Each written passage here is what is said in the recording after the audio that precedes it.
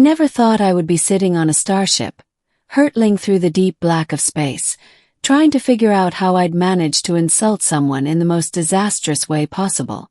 I had always imagined space travel as a thrilling adventure, but as I sat in the small metallic chamber of the ship, my head throbbing from the warning systems that pulsed a faint red, I realized that my idea of adventure was woefully naive. It all started when I met Lira. The moment I laid eyes on Lira, I was struck. She wasn't just an alien, she was the alien. As an emissary sent to establish diplomatic relations with a distant planet, I had seen many beings from a dozen species. But Lira was different. Her skin shimmered with a silvery hue that reflected light in 1,000 shifting patterns. Her eyes were vast pools of amber, nearly unnerving in their depth. She didn't just stand there like other aliens. She radiated an aura, a quiet confidence that seemed to fill the space around her. And then there was the matter of her. Well, let's say her size. Lira wasn't like the humans I knew.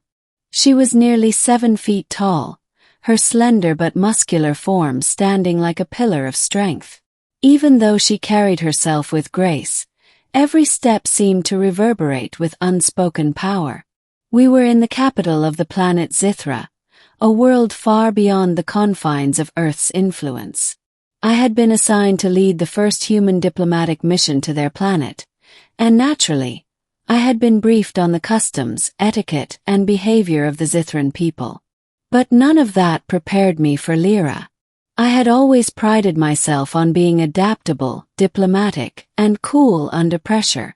But the moment she spoke to me, I felt something shift. Her voice was low and melodic, like the hum of a distant storm, and I couldn't help but focus on it. She greeted me with a word I couldn't quite pronounce, but I nodded like I understood. The conversation began innocuously enough. We talked about politics, trade agreements, and the various cultural differences between our people. I tried to remain professional, but I was acutely aware of how she towered over me. It wasn't until the moment I complimented her that things went terribly wrong. I began, caught off guard by the intensity of her presence. You're really cute, you know that? The second the words left my mouth, I regretted them. You see, in my defense, I didn't fully understand the weight of the word cute on Zythra. On Earth, calling someone cute is a light, harmless compliment, often used for children or animals. But on Zythra, it had an entirely different meaning. It was a deep insult. Lira's expression didn't change immediately. She simply tilted her head, a curious, almost calculating look in her eyes.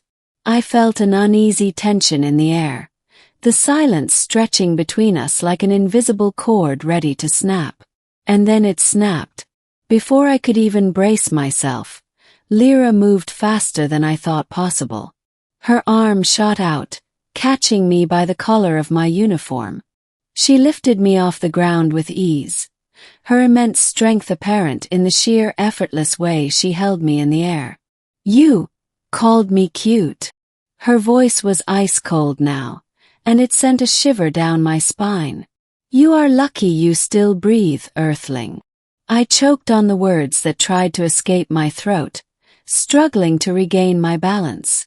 Her grip was like iron, unyielding and terrifying. I didn't mean it like that, I tried to explain. It's just something we say on my planet. It's not an insult, I swear. But Lira's expression remained unreadable. You misunderstand, she said, her tone sharp. In my culture, calling someone cute is a blow to their honor. It is a declaration of weakness. She looked me over, her eyes narrowing. And you have just declared that I am weak. I tried to struggle to free myself from her grasp, but it was futile.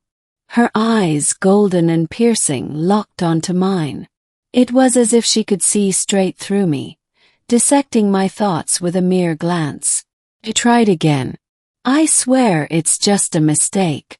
We don't mean anything by it. I respect you, She didn't even let me finish.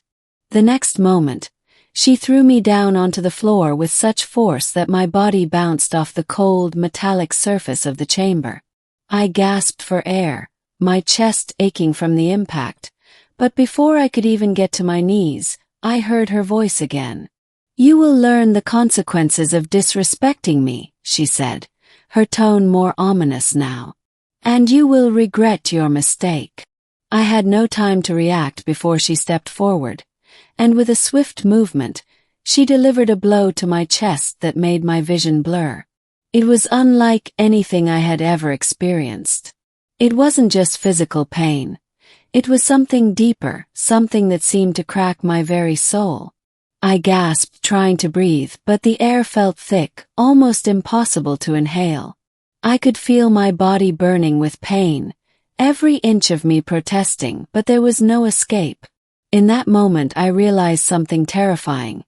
On Zythra there were things that could break a man, break a human, in ways that no earthly medicine could heal.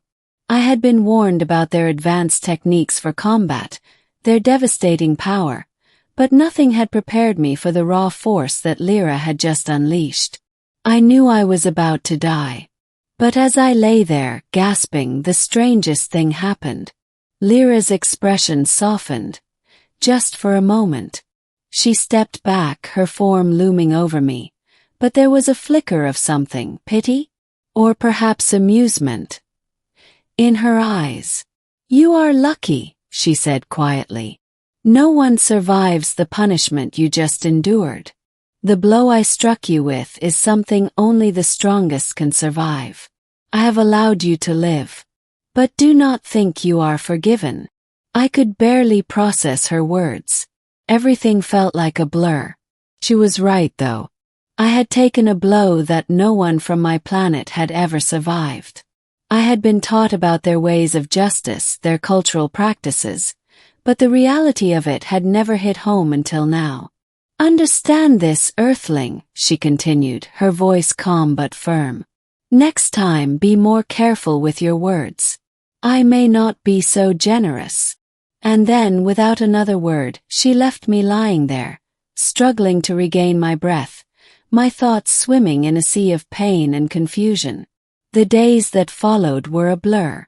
I was taken back to the medical bay of the ship where I had been placed under intensive care. Zythran medical technology, I quickly learned, was far beyond anything Earth had to offer. They treated me as if nothing had happened, though I felt like a different person. When I finally regained full consciousness, I was alone. The ship hummed softly around me, and I tried to gather my bearings. The crew of the ship had been informed about the incident, of course, and there were mixed reactions. Some thought I had brought it on myself. Others seemed worried about the political fallout. But one thing was clear. I would never forget Lira. I had underestimated the people of Zythra, thinking their strength was simply physical. It wasn't. Their strength was in their honor, their pride, and their sense of justice. I had made a grave mistake, but perhaps in some strange way, I had also learned something valuable. The universe was vast, and every culture was as unique as the stars themselves. The next time I made contact with an alien species, I would choose my words more carefully, and I would never ever call someone cute again.